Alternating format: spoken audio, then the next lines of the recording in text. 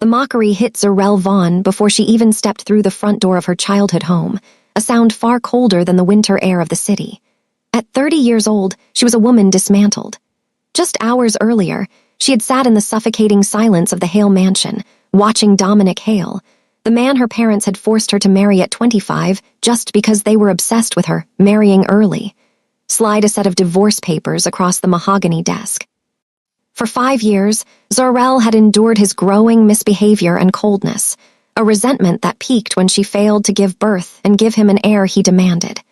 Now, he was discarding her to be with another woman, leaving Zarel with nothing but wounded dignity and the label of damaged goods. She had expected a sanctuary within the Vaughn estate, a place to heal from the trauma of a marriage that had felt like a 5-year sentence. Instead, she found a fresh kind of hell. Donald and Regina Vaughn did not meet their only daughter with open arms. They met her with verbal harassment that cut deeper than any legal document. To her status-obsessed parents, Zarel was no longer their pride. She was a burden, a misfortune who had committed the ultimate social sin of failing to keep her home. Every morning began with her mother's sharp, calculating barbs about her failed life, and every evening ended with her father's cold, strategic reminders that she was an expensive liability. They pestered her relentlessly, their voices rising in a daily crescendo of cruelty, mocking her for being a woman who couldn't hold onto a husband. As Zarel retreated into the shadows of her room, the daily abuse eroded what little strength she had left, leaving her a ghost in the house where she was once the golden child. She was trapped in a cycle of shame, unaware that her greedy parents were already looking for a way to barter her away one last time. Zarel Vaughn spent 5 years of her life trapped in a marriage she never chose, only to be tossed out like yesterday's trash the moment she couldn't give birth and provide an heir. Now, the very parents who forced her into that hell are calling her a burden and a misfortune, while they plan to sell her off again like a piece of property. Be honest, if you were Zarel, standing in that house while your own mother and father mocked your pain, would you have the strength to survive, or would you have lost hope entirely? Before we proceed, I would love to know where you are watching from. Drop it in the comment and also subscribe to this channel if you are new here. Now let's dive into the story. The mahogany-paneled study of the Vaughn estate felt less like a room and more like a cold chamber of systematic manipulation, where the air was thick with the scent of desperation.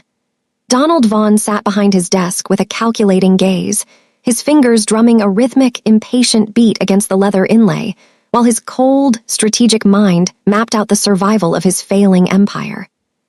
Beside him, Regina stood with a refined but calculating posture, her eyes fixed on a set of corporate ledgers that told a brutal truth her high society standing couldn't hide. Their house of cards was drowning in debt, and their status as the city's elite was already going down, unless they could secure a strategic alliance with the one power that didn't care for their pedigree, only their assets. "It's the only way, Donald," Regina whispered, her voice a low, melodic rasp of unyielding defiance toward their impending ruin. "The Kang family doesn't want our stocks or our empty promises of social influence. They want a bond that ensures we won't betray them once the ink is dry. They want Zarel." Zarel stood in the doorway, her almond-shaped, expressive eyes holding a tired, emotional heaviness that had become her permanent shadow since the shame of her divorce. She had been a ghost in this house for months, enduring the verbal harassment of being called a misfortune and a burden who couldn't even keep a husband. She had hoped for sanctuary after the 5-year hell of her marriage to Dominic Hale, but as she looked at her parents, frozen smiles, she realized she was being prepared for another servitude. "Come in, Zarel," Donald commanded, his commanding yet controlled presence filling the room. He didn't ask about her fragile strength or the wounded dignity she carried. He spoke to her as if she were a shareholder in a failing venture that needed to be liquidated. "We have orchestrated a deal with the Kang Syndicate. It's a minimalist business arrangement that will save this family from the slum road of bankruptcy."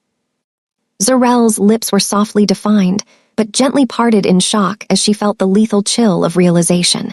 "You're selling me again," she said, her voice resonant and clear despite the scowling horror rising in her chest. "You forced me to marry Dominic at 25 just because you were obsessed with me marrying early, and it was a 5-year nightmare. Now you want to barter me to a man everyone calls cruel and ruthless. Don't be naive, Zarel, Regina snapped, her sharp features tightening as she paced the room with disciplined restraint. Kang Yihayan is a man of absolute dominance and power. His uncle made it clear. No alliance, no business deal, unless there is a marriage to bond the families in a blood oath. She spoke of Yihayan as if his silent dominance and dangerous reputation were mere accessories to the wealth he commanded, ignoring the fragile strength of the daughter she was sacrificing. Zarel looked at her parents, the cold, strategic patriarch and the social climber, who didn't even care if their only daughter was being tossed from a frying pan into a fire. They didn't ask for permission. They didn't even consider the wounded dignity of a woman who had just escaped an abusive marriage. They simply presented her with the brutal truth of her puppet status. To them, her natural glow and sculpted cheekbones were only valuable if they could be manhandled into a business deal that would keep them in their limestone mansion. He's a monster, father, Zarel whispered, her shoulders slightly tense as she thought of the tattooed man who ruled the city's shadows with protective authority and lethal intent. Everyone knows how cruel and ruthless the Korean mafia boss is. You're sending me from one prison straight into another, and you're doing it with a smile. You will be grateful one day, Zarel, Donald replied with a polite finality, his gaze narrow and observant. You couldn't keep a reputation-driven husband like Dominic Hale because you were a misfortune who couldn't keep a home. Perhaps a man who understands disciplined restraint and power will be more to your extraordinary needs. The wedding is in 2 weeks. Prepare yourself to be the bride the Kang family expects. The overwhelming silence that followed his decree felt like a vow of silk and ink sealing her fate. Zarel felt the emotional heaviness threaten to pull her to the floor, her long, thick, voluminous dark waves cascading over her shoulders like a shroud. She was trapped in a cycle of shame, sold by the very people who were supposed to be her shield. She retreated to her room, the daily verbal abuse of her parents echoing in her mind. They had pestered her relentlessly since her divorce, calling her a burden and a misfortune, and now their pestering had turned into a lethal transaction. She stood before her mirror, tracing the softly oval lines of her face, wondering how a woman who swore off love could survive a cruel husband whose aura of power was felt across the entire city. Downstairs, the Vaughns were already celebrating their strategic alliance, uncorking expensive wine to toast to a future bought with their daughter's wounded dignity. They didn't care if Yihayan would treat her bad or if she would experience another hell. To them, she was a tool, a financial solution to a problem of their own making. Zarel sat on the edge of her bed, her shoulders slightly curved inward as she wept for the life she was about to lose. She thought of Dominic, who had filed for divorce at 30 to marry another woman, and she realized that her parents were no different than her ex-husband. They all saw her as merchandise to be traded or discarded when her utility ran out. She was a reluctant bride once more, moving toward a massive ceremony that felt like a funeral. She was unaware that Kang Yihayan was not the monster her parents imagined, nor was he the cruel master the rumors described. He was a man of controlled power who had been watching her through his resourceful network, waiting for the moment the Vaughn alliance would bring her into his protection shield. As the dawn after the war of her first marriage faded, the most intense chapter of her life was about to begin, and the right-hand queen was about to be polished and transformed in ways she never dreamed possible. The morning of the wedding arrived not with the hopeful chime of bells, but with the suffocating weight of a lethal finality that seemed to press the very air from Zarel's lungs. The Vaughn estate was a hive of refined activity, a masterclass in psychological warfare orchestrated by Regina, who moved through the halls with disciplined restraint, ensuring that every limestone pillar was draped in silk to mask the scent of desperation that clung to the family name. Zarel sat before her vanity, a ghost in a room filled with expensive, floral arrangements she hadn't chosen. Her long, thick, voluminous dark waves were being pinned and sculpted by trembling hands, but her almond-shaped, expressive eyes remained glossy with visible tears. She was 30 years old, a woman who had already survived one hell of a marriage, only to be manhandled back into a strapless white lace gown by the very people who called her a misfortune. As the lace was pulled tight across her slim frame, Zarel felt her shoulders slightly tense. The reflection staring back at her was that of a reluctant bride, her wounded dignity etched into the softly oval lines of her face. She was conflicted and sorrowful, her mind a chaotic storm of trauma from the 5 years she had spent with Dominic Hale. She remembered being 25, forced into that first union, only to be discarded when she couldn't provide an heir. Now her greedy parents were throwing her from the frying pan into the fire, bartering her to Kang Yi-hyun, a man the entire city whispered about with scowling horror. "Stop crying, Zarel," Regina snapped, her sharp features appearing in the mirror's reflection as she adjusted Zarel's minimal jewelry. "You are the bond for this business deal. If you look like a victim, the Kangs will think we are giving them damaged goods. You should be grateful that a man of Yi-hyun's power even looked at a burden like you." The verbal harassment was a physical blow, a reminder that to her parents, she was nothing more than a financial solution to their drowning debt. The massive ceremony was a minimalist masterpiece of glass and steel, a press conference of high society power where the elite gathered to witness the alliance. As Zarel stood at the threshold of the aisle, her posture was upright but not relaxed, her lips gently parted as she struggled to breathe. The overwhelming silence of the room was broken only by the rhythmic motion of her own heart pounding. At the end of the aisle stood Kang Yi-hyun, the Korean mafia boss whose aura of power seemed to pull the light from the room. He was tall, with a lean athletic frame and broad shoulders that made the tailored black suit look like armor. His dark, styled neatly back hair and sharp, defined jawline gave him a look of commanding and aristocratic intimidation. Every step Zarel took felt like a descent into a shadowy, cold void. She kept her gaze turned away, her inner resistance, a knot in her stomach. She thought of the brutal truth of Yi-hyun's reputation, the cruel and ruthless master of the city's shadows, a man of absolute dominance who had no mercy. She was certain that her life as a puppet was about to become a servitude far more dangerous than anything she had experienced with Dominic. When she finally reached the altar, Yi-hyun stepped toward her, his narrow, observant, intense eyes fixed directly on her face, studying her emotions with a calculating calm. He didn't offer a frozen smile like her father. He stood with a silent dominance that demanded her total attention. As they exchanged vows of silk and ink, Zarel's voice was barely a whisper, her eyebrows slightly drawn upward in distress. She felt the tattooed skin of his hand as he took hers, the ink rising along his wrists and neck, a visual archetype of the dangerous man she was now bound to. The reception was a blur of elite parties and strained respect. Zarel felt like a terrified hostage in her own wedding, sitting firmly beside Yi-hyun as he held her in a possessive yet protective gesture. His one arm around her waist felt like a protection shield, yet she was too consumed by trauma to see it as anything other than a commanding claim. She watched Donald and Regina, calculating their new social standing, laughing with Yi-hyun's calculating uncle, completely unaware and uncaring of the sorrowful daughter they had just sacrificed. "You look as though you are waiting for a lethal blow, Zarel," Yi-hyun murmured, his voice a low, melodic rasp that vibrated against her ear. It was the first time he had spoken to her directly since the ceremony, and the protective authority in his tone made her spine stiffen. "Your parents told me you were a misfortune who couldn't keep a home. They said you were a burden they were glad to be rid of." Zarel finally turned her expressive almond-shaped eyes to meet his obsidian gaze. "Is that why you accepted the deal?" she asked, her voice resonant with wounded dignity. "To own a misfortune, to have someone to treat bad when your business deals go wrong."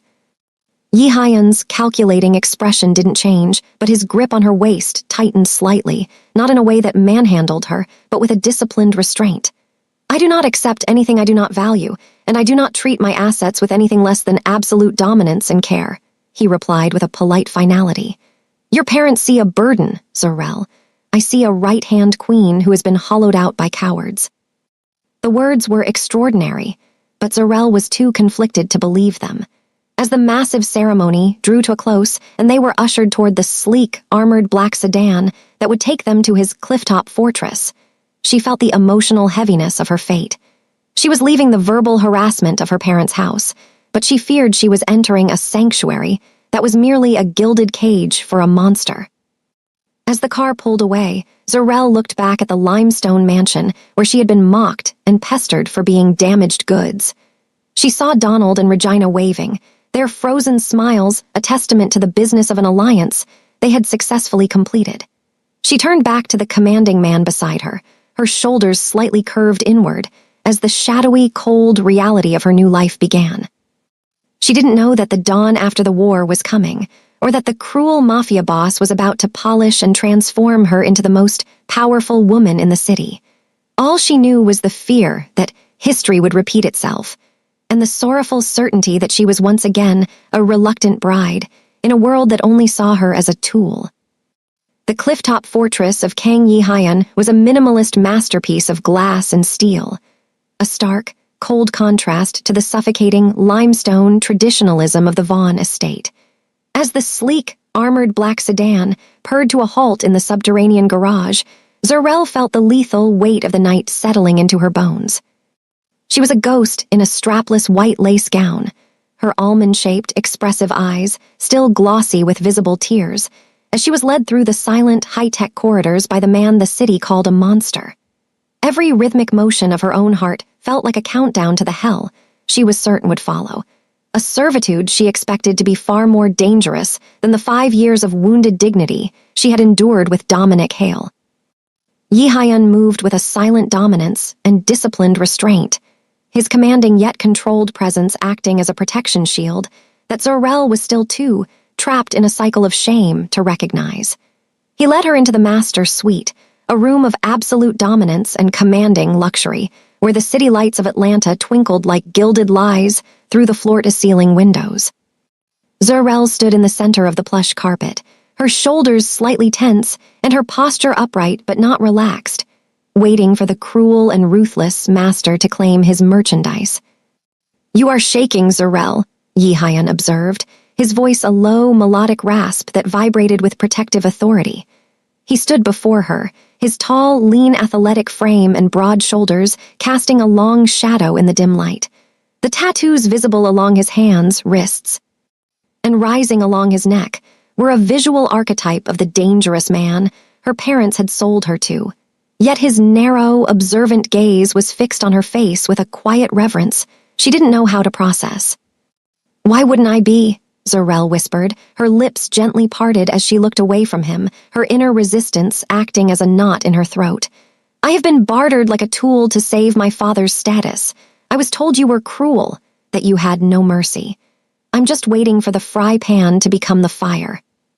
Instead of the manhandled aggression she anticipated, Yi Hyan reached out with a precision that left no fingerprints of force.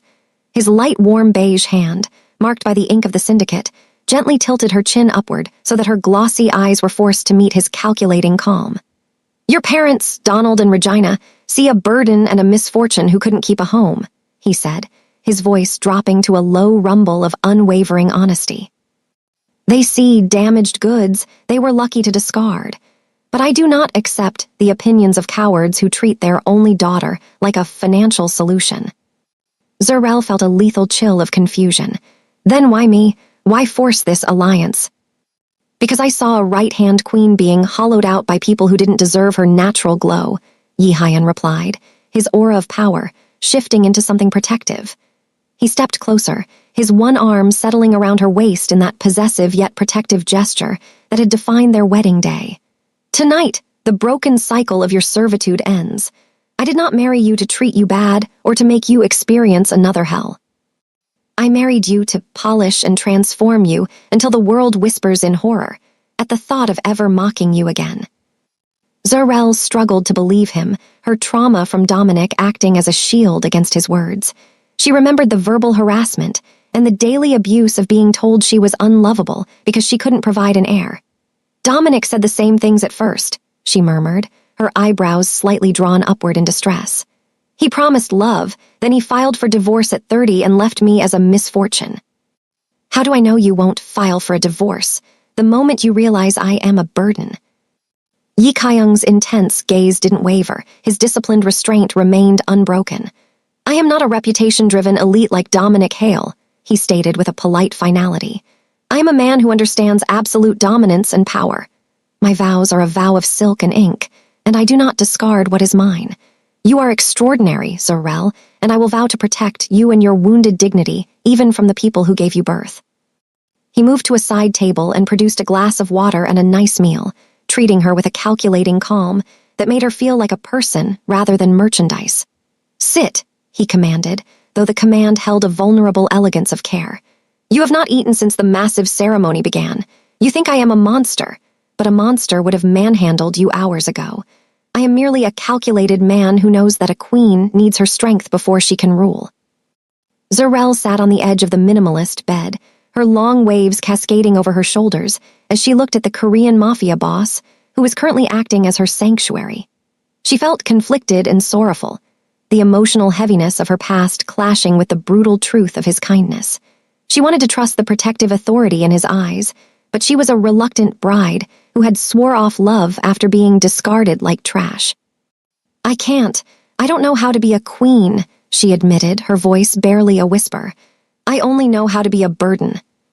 Yi Hyun knelt before her, his sharp, defined jawline softened by the quiet reverence in his expression. He took her hand, his tattoos a stark contrast against her warm, deep brown skin. "Then I will teach you," he vowed. "I will polish you until you see the right-hand queen I see. Your 3-year winter is over, Zurel. Tomorrow we begin the transformation. You will never be a puppet again." As the dawn after the war of her wedding night approached, Zurel lay in the minimalist silence, the possessive yet protective presence of Yi Hyun a constant at her side. She still feared that history would repeat itself, but for the first time in 5 years, the verbal abuse of her parents felt invisible and far away. She was a right-hand queen in training, and the cruel mafia boss was the only one who had ever offered her a second chance at a life where she was valued for who she was. The transformation did not begin with a needle or a surgeon's blade, but with a massive, black-bound folder that Kang Yi Hyun placed on the obsidian desk of his study. It was what he called the Syllabus of Power, a comprehensive blueprint designed to dismantle the 5 years of psychological erosion Zurel had suffered at the hands of Dominic Hale and her own parents.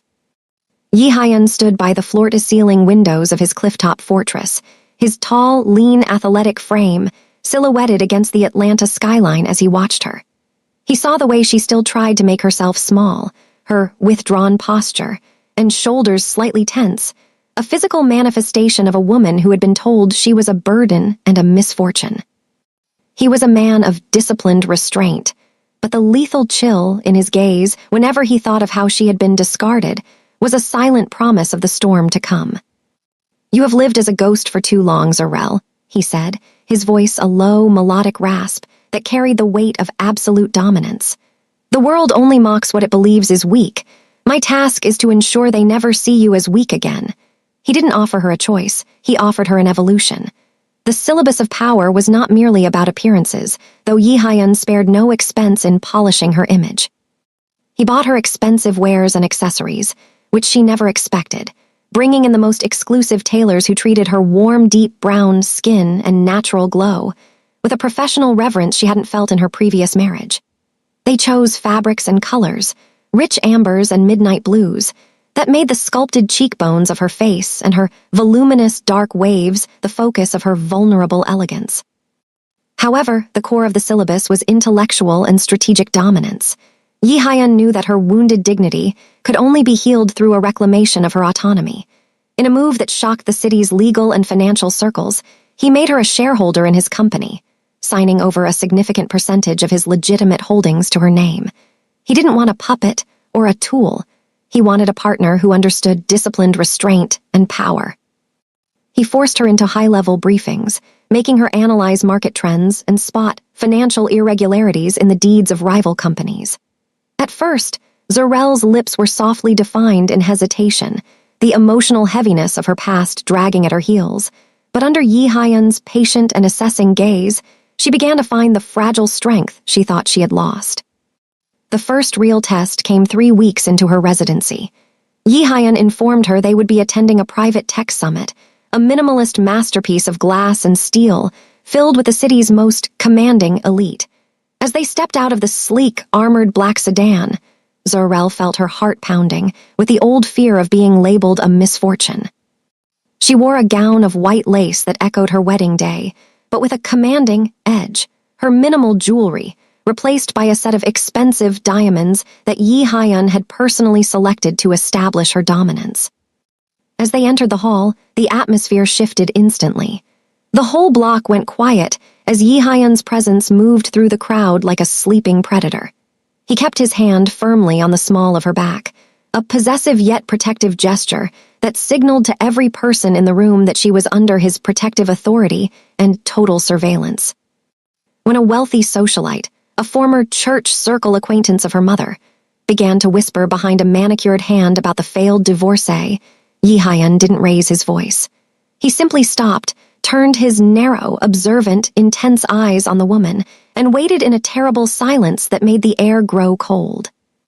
"Don't look at them," Yi Hyun murmured in Zarel's ear, his breath a warm, protective intensity. "Look through them. You are a right-hand queen now, and their opinions are merely noise." For the rest of the evening, Zarel did exactly that. She spoke of market trends and strategic alliances with a resonant and clear voice, her spine perfectly straight, as she engaged the city's titans in conversation. She watched as the men who would have rejected her 6 months ago now scrambled to find favor with the woman standing beside the most powerful man on the East Coast. The transformation continued with relentless precision. Yi Hyun took her to conferences and elite parties nearly every night, systematically dismantling her fear of being seen as a burden. He spoiled her not just with designer clothes and spa treatments, but with the dignity of the truth, that she was extraordinary and that her wounded dignity was a source of power, not shame. He taught her that true power isn't about force, but about restrained strength and the ability to unmask the syndicate of those who tried to keep her down. One evening, after a particularly high-stakes gala, they returned to the clifftop fortress as the sun set over the horizon. Zarel stood in the foyer, her almond-shaped eyes no longer downcast but sharp and observant. She looked at her reflection in the glass, not the reluctant bride her parents had mocked, but a right-hand queen who had reclaimed her life. "Why are you doing this, Yi Hyun?" she asked, her voice resonant and clear in the vast silence of the house. "You've provided for me and protected me. You've turned me into a woman I didn't think I could be again. But what do you want in return?"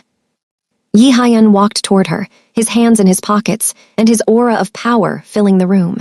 He stopped inches from her, his narrow, observant gaze tracing the lines of her face with a quiet reverence. "I told you I wanted a partner, Zarel, not a victim. I wanted to see if the woman I saw at that wedding had the core of steel required to rule at my side." He reached out, his thumb gently tracing her softly defined lips. "You are extraordinary," he whispered, "and I do not discard what is mine." In that moment, Zarel realized that the syllabus of power was almost complete. She was no longer lonely and depressed. She was attuned to the rhythmic motion of her own emergence. She had moved from a terrified hostage of her family's verbal harassment to a student of power who was ready to face the brutal truth of her past.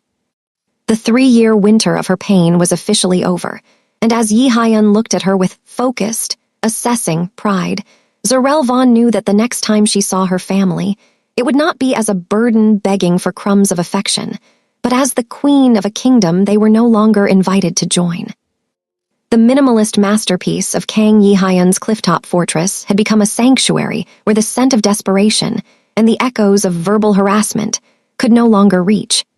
Zarel sat in the expansive drawing room, her long, thick, voluminous dark waves cascading over the shoulders of a tailored silk blouse that whispered of the wealth and dominance she now possessed. The natural glow of her skin was no longer a remnant of a golden child past, but a reflection of the fragile strength that had been polished and transformed under Yi Hyun's protective authority. Beside her, a stack of corporate shareholder reports lay on a marble table, a physical testament to the absolute dominance she now wielded within the Kang syndicate. The overwhelming silence of her new life was interrupted when her personal assistant announced the arrival of Donald and Regina Vaughn. For months, Zarel had maintained a disciplined restraint, refusing to acknowledge the pestering, messages, and shrill calls that had flooded her phone as her parents. House of Cards' empire began to crumble. But today, they had come in person, and Zarel decided it was time for the brutal truth to be vindicated in the light. When her parents entered the room, They did not move with their former commanding arrogance. Donald's sharp features were haggard, his calculating eyes darting around the room as he assessed the expensive accessories and massive displays of power that surrounded his daughter.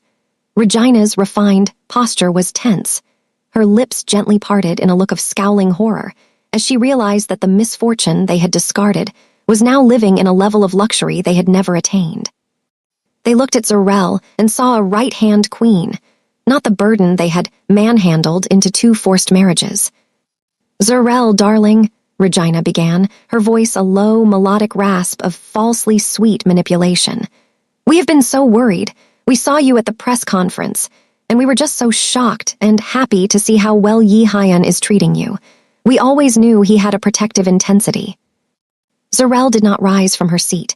She watched them with a calculating calm and narrow, observant eyes that she had learned from the Korean mafia boss himself. "You didn't know anything, Mother," Zarel replied, her voice resonant and clear and lacking any vulnerable tremor. "When you forced me to marry him, you didn't care if he would treat me bad or if I would experience another hell. You only cared about the business deal and the alliance that would save your status." Donald stepped forward, his voice strained but controlled as he attempted to manipulate her wounded dignity one last time. "We made a mistake, Zarel. We were reputation-driven, and we didn't see the extraordinary woman you were becoming. We are full of regret and guilt. We want to make it right. We are your family, your sanctuary." "Family?" Zarel's laugh was a cruel cackle that echoed off the glass and steel walls. "Family doesn't pester their only daughter with verbal abuse every day for being a burden. Family doesn't call her a misfortune because she was discarded by an abusive husband. You didn't want a sanctuary for me. You wanted a financial solution for yourselves." The irony of their instant regret was not lost on her. They only apologized because they saw her wealth and dominance. They only felt guilt because their own bank accounts were being frozen. Now, they were disturbing her for help, demanding a bailout as if it were their right because they were the ones who made her marry him. "We are drowning in debt, Zarel," Regina pleaded, her calculating mask slipping to reveal the scent of desperation. "If you just speak to Yi Hyan, if you use your shareholder status to integrate our companies, we can be a happy family again. You owe us that much for the life we gave you." Zarel stood up, her spine perfectly straight and her aura of power filling the room like a lethal chill. "I owe you nothing," she stated with a polite finality. "I was thankful to you for forcing me to marry my amazing husband because it finally unmasked the syndicate of your lies. But I am not your puppet or your tool anymore." She stepped toward them, her commanding presence making them recoil just as Marcus had once done. "When I was lonely and depressed in your house, you mocked me. You said I couldn't keep a home. If I were suffering right now, if Yi Hyan were treating me the way Dominic did, you wouldn't even remember my name. You wouldn't care if I were doing fine or not." "Zarel, please," Donald began, but she silenced him with a sharp, analytical gaze. "Never contact me again," Zarel commanded, her voice a low rumble of unwavering honesty. "Solve your problems your own way. If you try to manhandle your way back into my life or harm the peace I've found, my husband will ensure you rot in a shadowy, cold cell far worse than the one you've built for yourselves. You are erased from my life, just as you erased me." As her security team, men in perfectly tailored black suits, escorted the stunned and furious Vaughns from the clifftop fortress, Zarel felt a satisfying relief wash over her. The 3-year winter of her servitude was officially over. Yi Hyan entered the room shortly after, his dark, narrow, observant gaze assessing her with possessive yet protective pride. He didn't ask what had happened. His total surveillance had already provided the brutal truth. He walked to her and wrapped one arm around her waist, his athletic, broad-shouldered frame acting as her ultimate shield. "You did well, my queen," he murmured, his voice a low, melodic rasp. "The ghost is gone. Only the right-hand queen remains." Zarel leaned her softly oval face against his shoulder, her almond-shaped eyes fixed on the horizon. She was no longer a reluctant bride or a misfortune. She was a woman who had chosen herself and found a king who recognized her core of steel. The gilded lies were gone, and for the first time in 30 years, she was happily ever after in a kingdom of her own making. The minimalist masterpiece of the clifftop fortress was bathed in the soft, golden light of a burgeoning spring, a season that seemed to mirror the transformation taking place within Zarel's very soul. For the first time in her 30 years, the overwhelming silence of her surroundings didn't feel like a vacuum of loneliness, but a sanctuary of controlled power. Zarel stood by the floor-to-ceiling windows, her long, thick, voluminous dark waves catching the morning sun as she held a small, plastic device in her hand. The two lines were resonant and clear, a brutal truth of a different kind, one that shattered the gilded lies Dominic Hale had used to hollow her out for 5 agonizing years. She wasn't a misfortune or damaged goods. She was a mother. When Kang Yihayan entered the room, his commanding yet controlled presence seemed to shift the atmosphere instantly. He moved with a silent dominance, his narrow, observant eyes immediately catching the natural glow on Zarel's softly oval face that transcended even the expensive skincare his wealth provided. He stopped before her, his tall, lean, athletic frame casting a protective shadow. "You look as though you've reclaimed your life all over again, Zarel," he murmured, his voice a low, melodic rasp of unwavering honesty. Without a word, she handed him the test. The Korean mafia boss, a man who understood absolute dominance and lethal strategy, went perfectly still. His sharp, defined jawline tightened, and for a rare moment the disciplined restraint he wore like armor flickered.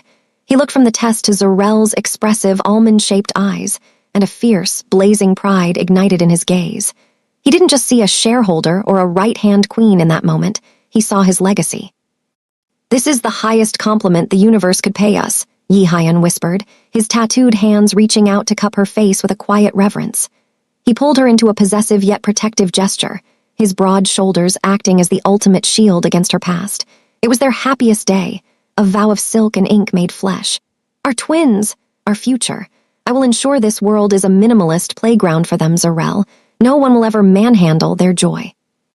However, the dawn after the war of her first marriage was not yet finished with its shadows.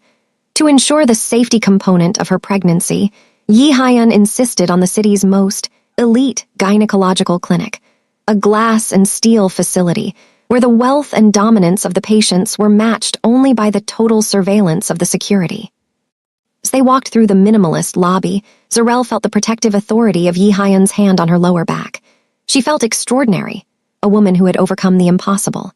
But as the elevator doors slid open, the scent of desperation and reputation-driven arrogance filled the air. Standing there, looking polished but strained, was Dominic Hale. Beside him was his new wife, her sharp features twisted in a look of scowling horror as she clutched a file of fertility reports. The overwhelming silence that followed was lethal. Dominic's calculating eyes swept over Zarel, taking in her expensive accessories, her voluminous hair, and the radiant health that he had tried to erase. But when his gaze dropped to the way Yihayan's hand rested possessively over Zarel's still flat stomach, his reputation-driven mask shattered.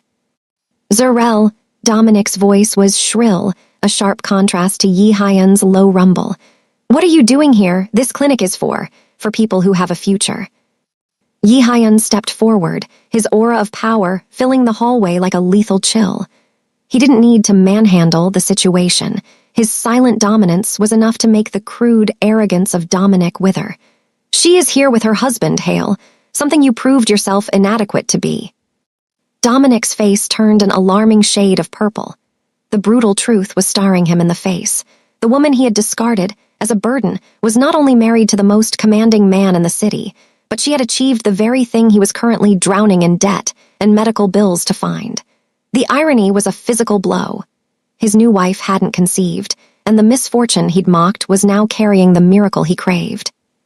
"You manipulated this," Dominic hissed, his inner resistance turning into a lethal jealousy. "You were always a ghost, Zarel.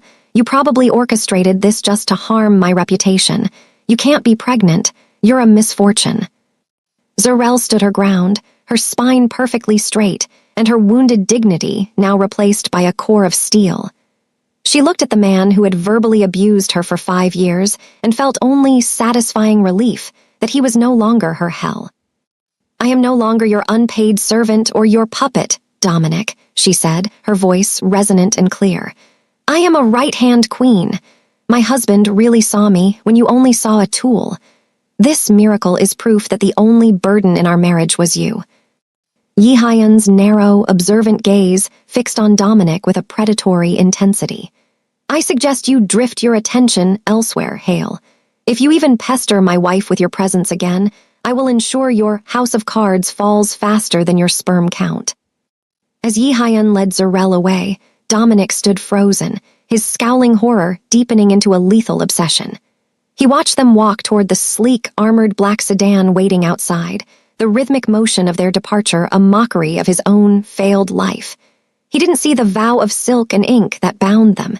He only saw the wealth and dominance he felt he deserved. In that moment, a predatory plan began to form in Dominic's polished but disturbed mind. He couldn't withstand seeing her happily ever after. If he couldn't have the golden child, he would ensure no one did. He would systematically find a way to manhandle her happiness back into the shadowy, cold void where he felt she belonged. Back in the car, Yi Hyun pulled Zarel close, his athletic, broad-shouldered frame a fortress of safety. "He is a ghost, Zarel. Do not let his poison touch our day." But Zarel felt a lethal chill that had nothing to do with the air conditioning.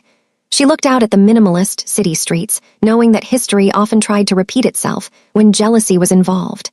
She was attuned to the danger now, a student of power who knew that the dawn after the war often required one final, brutal battle.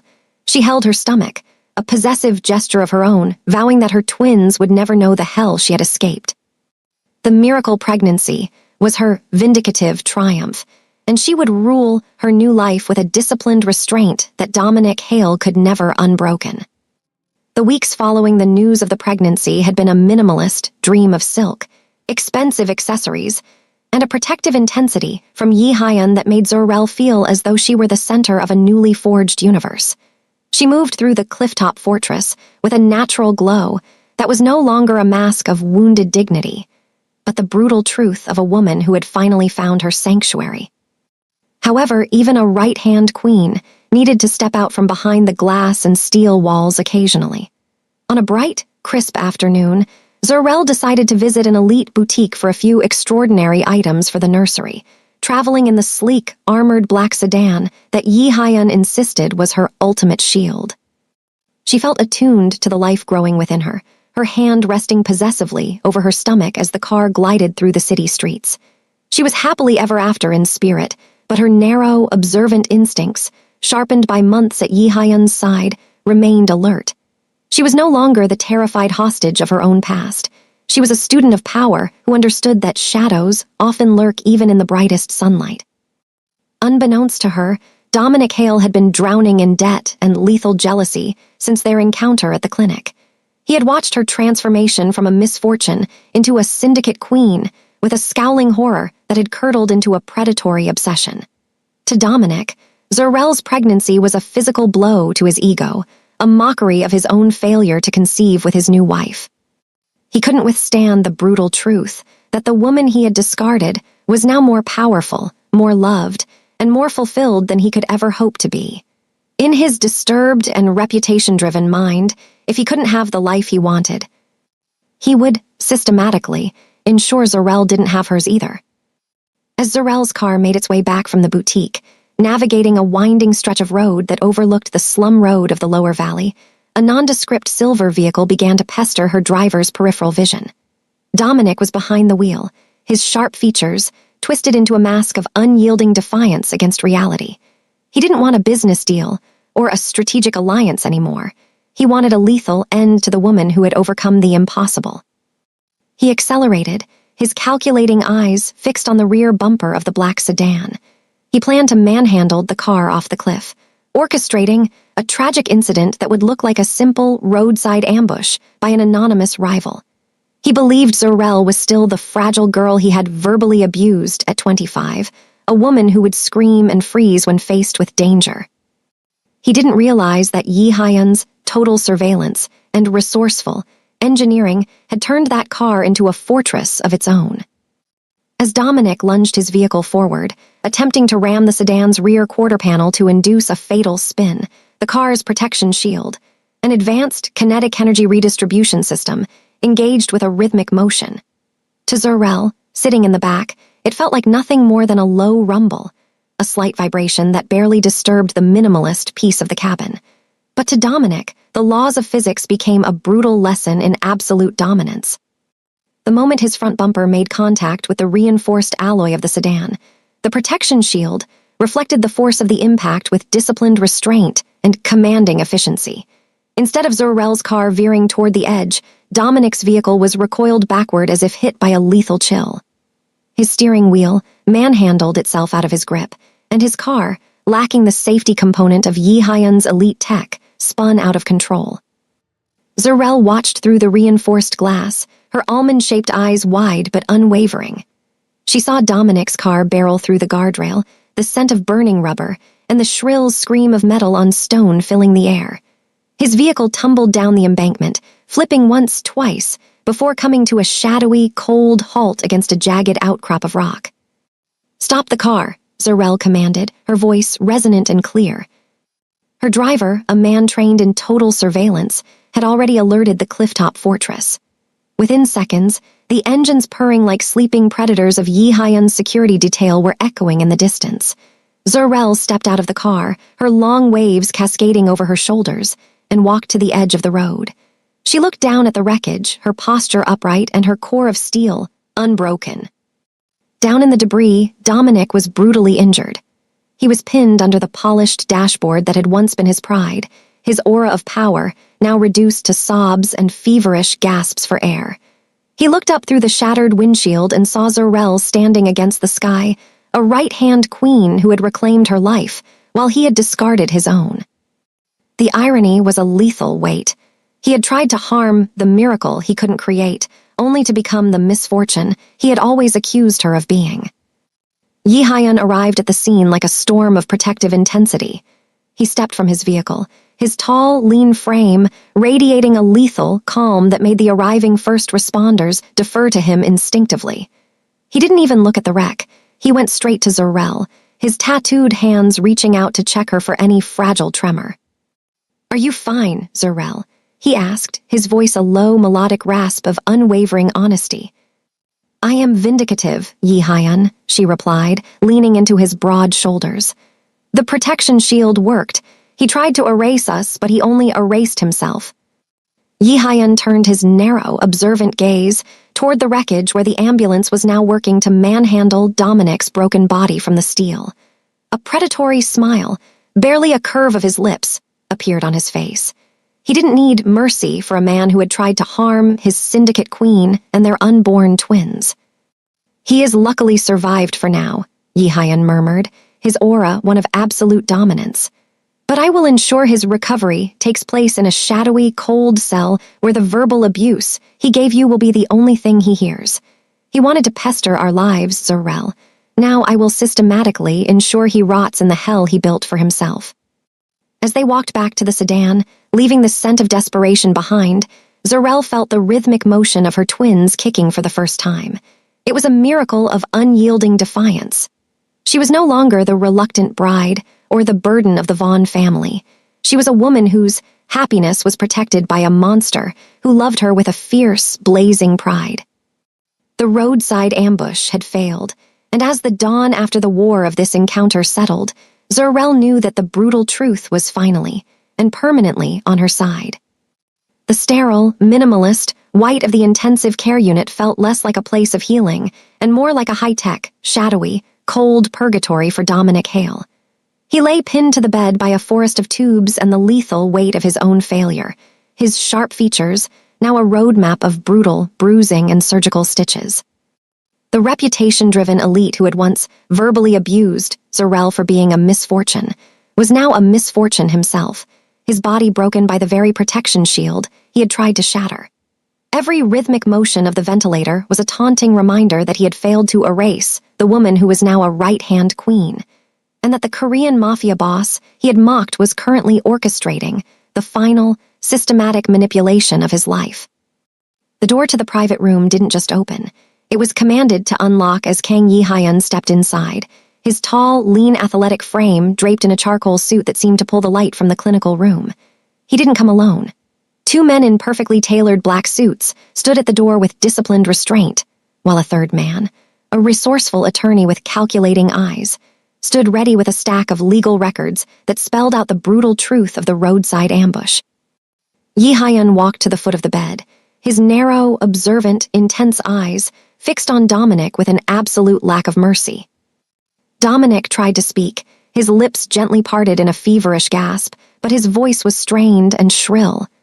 He looked at Yi Hyun and saw the aura of power that he had once dismissed as crude. Now he realized that Yi Hyun's protective authority was the only thing standing between him and the slum road of total annihilation. "You look damaged, Dominic," Yi Hyun murmured, his voice a low, melodic rasp that vibrated with lethal intent. "You tried to manhandle the fate of my wife and my unborn twins. You thought you could orchestrate a tragic incident and walk away as the victorious victim of a failed marriage.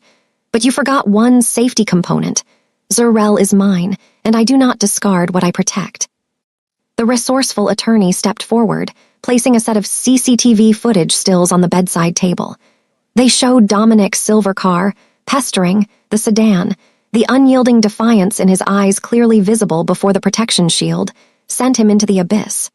"The police have already alerted the district attorney," Yi Hyun continued, his commanding yet controlled presence filling the room.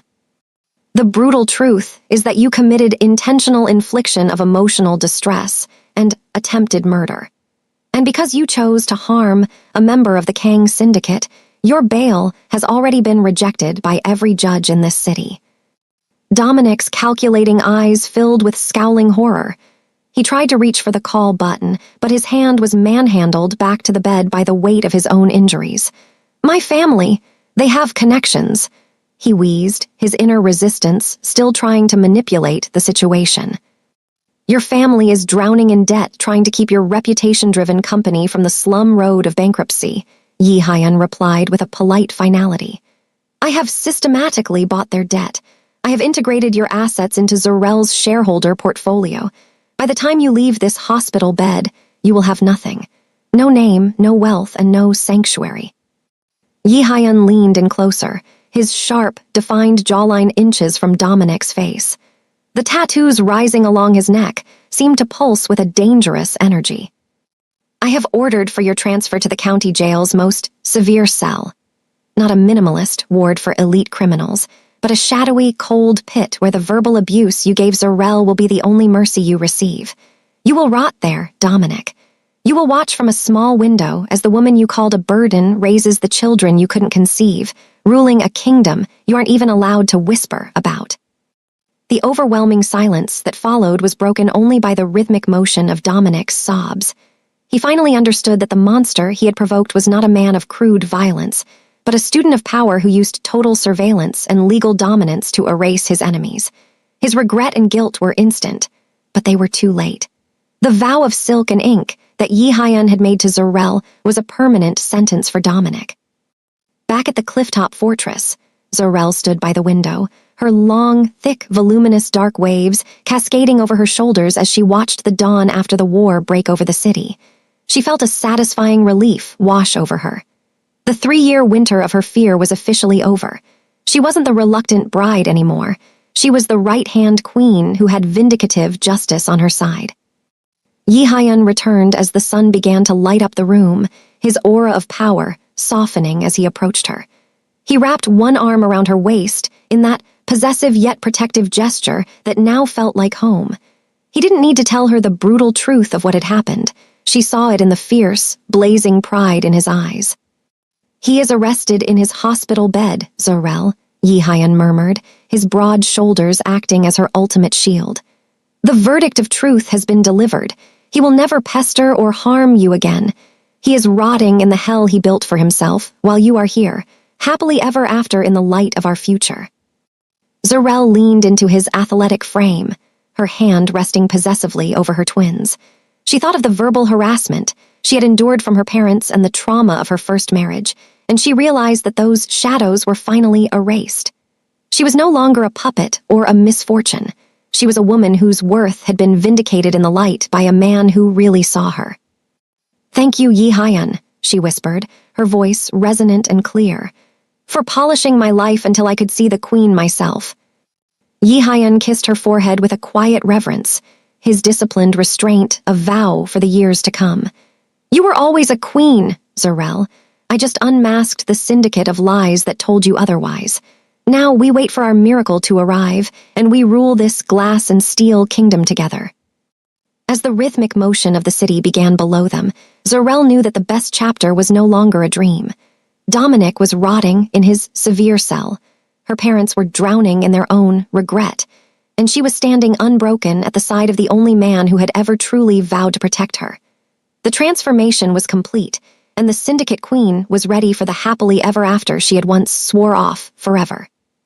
The clifftop fortress of Kang Yi-Hyan was no longer just a minimalist masterpiece of glass and steel.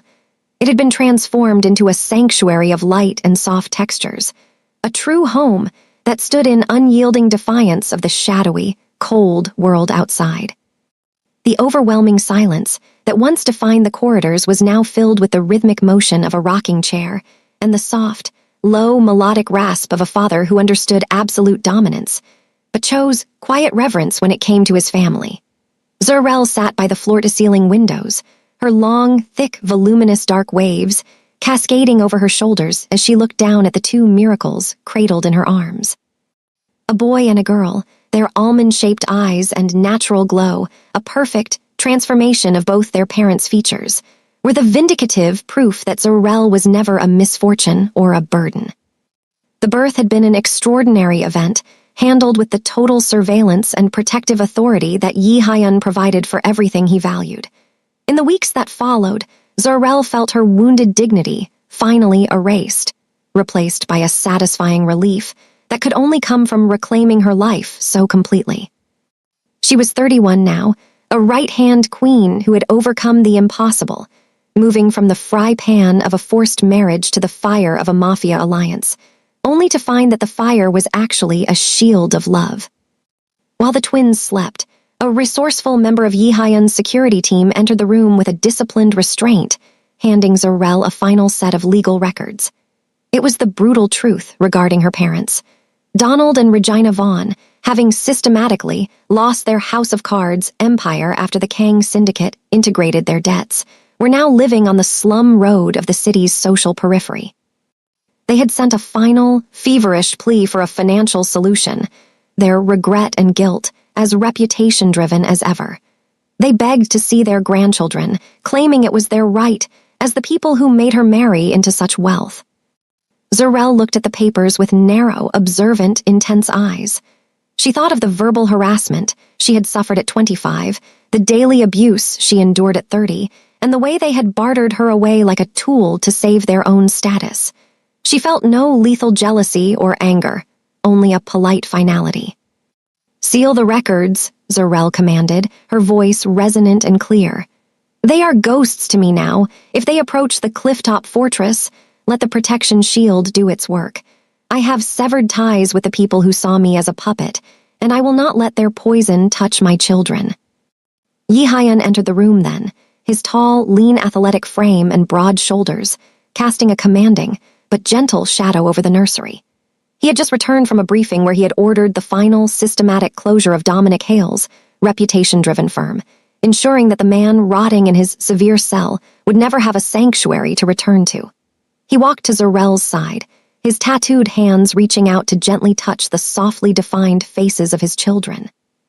"They look like queens and kings already," Yi-Hyan murmured, his sharp, defined jawline softening with a fierce, blazing pride.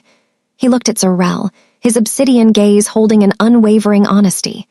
"You have given me a second chance at a life I thought was reserved for minimalist business and lethal power. You have turned this fortress into a true home." Zerel leaned her softly oval face against his shoulder, feeling the vulnerable elegance of the moment.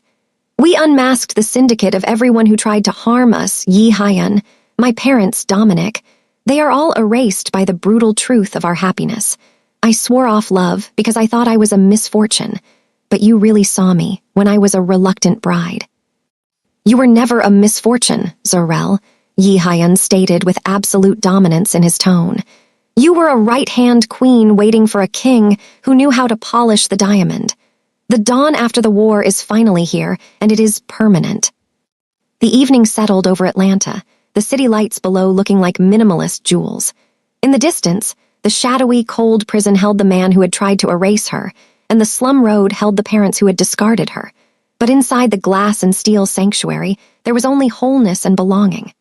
Zarel watched as Yi Hyun took the boy into his athletic arms, his disciplined restraint melting into pure, unadulterated joy.